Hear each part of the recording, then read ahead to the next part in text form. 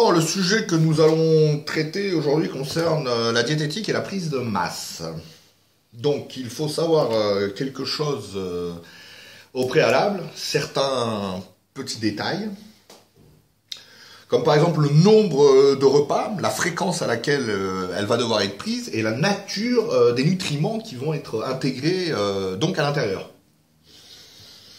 Donc, alors, pour commencer, le petit déjeuner doit faire un minimum de 800 calories, vraiment c'est un minimum, hein, avec environ 40 grammes de protéines, qui peuvent être composées de 2 shakes de whey, par exemple. Et comme hydrate de carbone, nous pouvons introduire des flocons d'avoine le matin. 200 grammes de flocons d'avoine avec 2 dosettes de whey protéines fait environ 800 calories.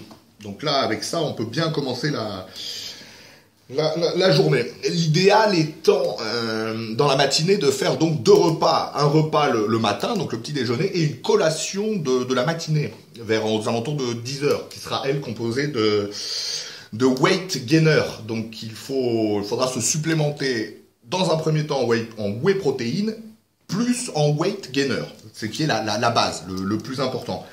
Et ne pas oublier des vitamines UPSA, par exemple le matin, des multivitamines. C'est assez important également, pour ne pas risquer des carences et être bien équilibré. Ensuite, il faut essayer de manger toutes les 2h30, 3 heures, sur environ 6 repas par jour, les jours d'entraînement, et 5 repas les jours de repos. Comment va se composer un petit peu la répartition au sein des nutriments? Donc, l'idéal étant de faire 40% protéines, 45% hydrates de carbone et 15% de graisse oméga 3, bien sûr. Donc huile d'olive, oléagineux, avocat et tout ce genre de choses.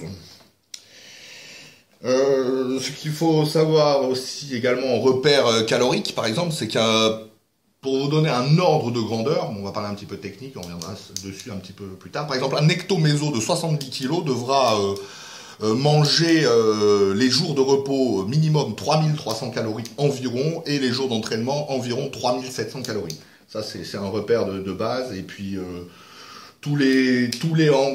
en gros tous les kilos on augmente de 75 calories. Donc là on a une base, il faudra ajuster en fonction du poids et du niveau de chacun. Il est très important également de manger du poisson minimum une fois par semaine. C'est très important quand même parce que pour le cerveau et pour diverses fonctions vitales, le poisson est quelque chose d'assez essentiel.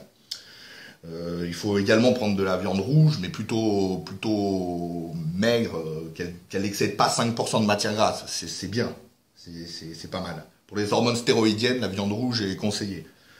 La viande blanche, comme par exemple le blanc de dinde, active le métabolisme. C'est des viandes qui sont également conseillé le soir après l'entraînement, on peut consommer ce type de viande.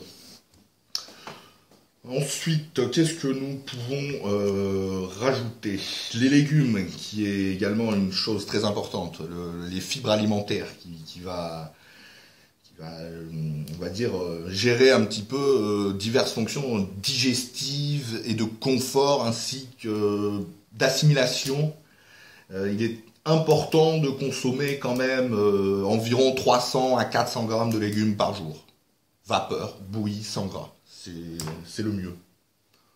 Je pense que nous avons fait le tour pour notre premier tutoriel.